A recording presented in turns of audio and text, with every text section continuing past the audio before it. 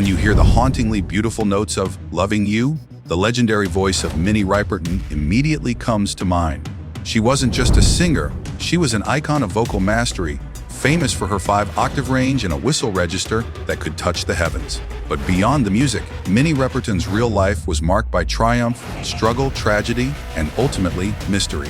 This is the full story of Minnie Riperton's forgotten mansion, her true net worth, and the heartbreaking circumstances surrounding her untimely death. A childhood marked by music and potential. Born on November 8, 1947 in Chicago, Illinois, Minnie Julia Riperton was the youngest of 8 children in a close-knit African-American family.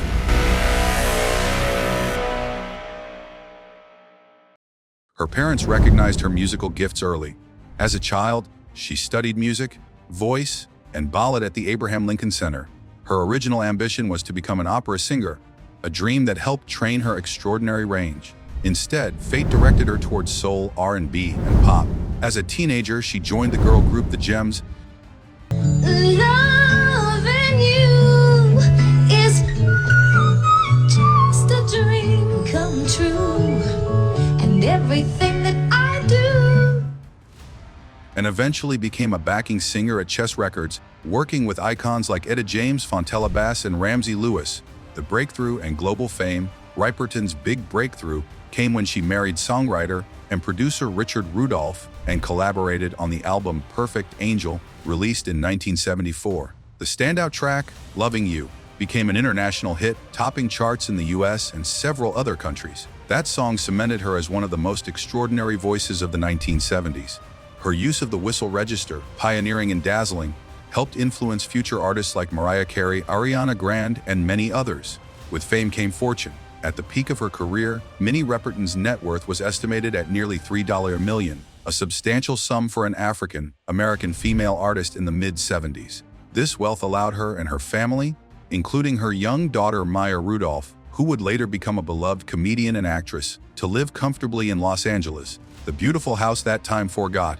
In the late 1970s, Riperton and her family settled into an elegant Mediterranean-style home in Los Angeles. Nestled in a quiet neighborhood in the hills, the house reflected her success: wide-arched windows, terracotta rooftops, lush green gardens, and high-vaulted ceilings perfect for acoustics. The mansion reportedly contained a state-of-the-art music room where Minnie practiced her high notes and wrote lyrics with her husband.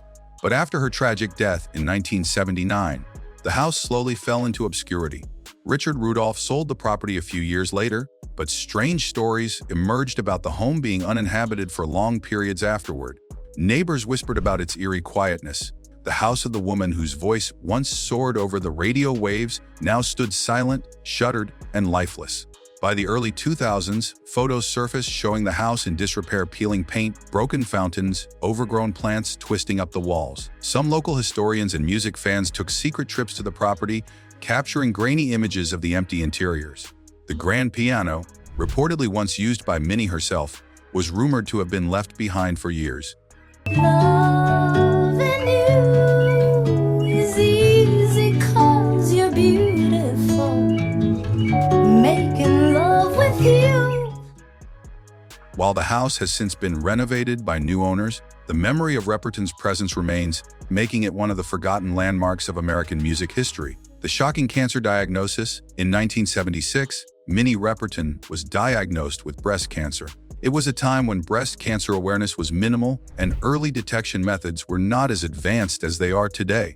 Doctors gave her just 6 months to live, but Riperton was determined not to let the disease define her final years. In a remarkable show of strength, she became one of the first celebrities to publicly discuss her battle with breast cancer. She even became the national spokeswoman for the American Cancer Society, raising awareness and urging women to perform self-exams. In interviews, she spoke candidly about her mastectomy and the emotional and physical toll of cancer treatment. Despite her condition, she continued recording music and performing live. Her courage inspired millions, but behind the scenes, her health was steadily declining.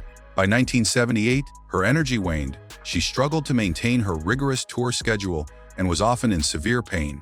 But her love for her family, her music, and her fans pushed her forward until the very end. Minnie Riperton's tragic death at age 31 on July 12, 1979. Minnie Riperton passed away at the age of 31 in her husband's arms. The world lost not only a groundbreaking artist, but also a brave woman who broke taboos around illness and vulnerability.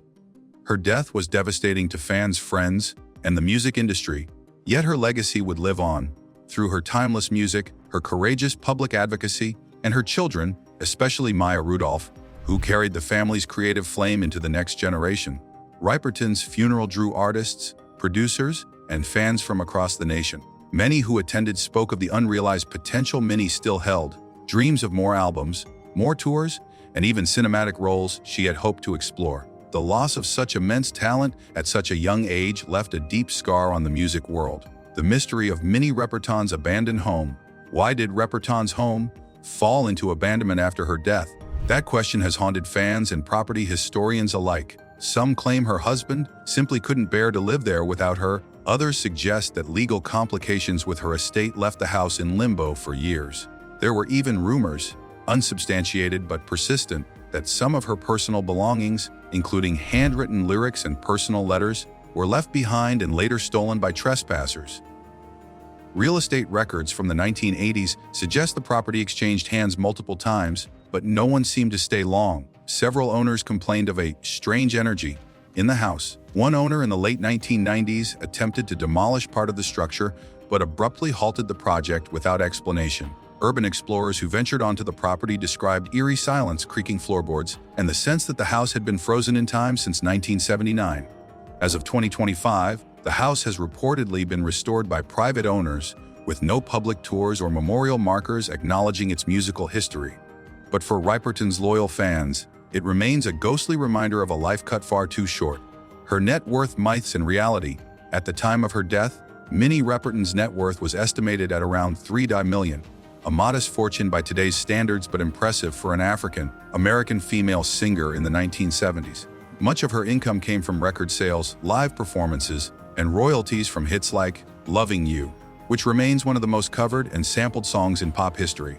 Since her death, her estate has continued to earn revenue through posthumous compilations, film soundtracks, and advertisements featuring her music. Lovin You alone has been licensed. Real estate records from the 1980s suggest the property exchanged hands multiple times, but no one seemed to stay long. Several owners complained of a strange energy in the house. One owner in the late 1990s attempted to demolish part of the structure, but abruptly halted the project without explanation. Urban explorers who ventured onto the property described eerie silence, creaking floorboards, and the sense that the house had been frozen in time since 1979. As of 2025, the house has reportedly been restored by private owners, with no public tours or memorial markers acknowledging its musical history. But for Riperton's loyal fans, it remains a ghostly reminder of a life cut far too short. Her net worth, myths, and reality. At the time of her death, Minnie Riperton's net worth was estimated at around $3 million, a modest fortune by today's standards but impressive for an African-American female singer in the 1970s. Much of her income came from record sales, live performances, and royalties from hits like Lovin You, which remains one of the most covered and sampled songs in pop history. Since her death, her estate has continued to earn revenue through posthumous compilations, film soundtracks, and advertisements featuring her music. Lovin You alone has been licensed in numerous commercials, movies, and television shows, generating millions over the decades. In 2025, the Riperton estate's estimated value exceeds $10 million, managed largely by her surviving family. Maya Rudolph has occasionally spoken about her mother's financial legacy, noting that while her mother's wealth was never extravagant compared to today's pop stars, it was enough to provide for the family and preserve Minnie's musical legacy for future generations. Maya Rudolph, carrying the torch. One of Minnie Riperton's greatest legacies is her daughter, Maya Rudolph. Born in 1972, Maya was only 7 years old when she lost her mother. Despite this early tragedy, she grew into a successful actress, comedian, and musician. Best known for her work on Saturday Night Live, as well as numerous films and television projects, Maya has often credited her mother's artistry as her biggest influence. In rare interviews, Maya speaks about the bittersweet nature of her inheritance, the fame, the music, the beautiful but haunted home they once shared. She has described feeling her mother's presence when she performs or writes music.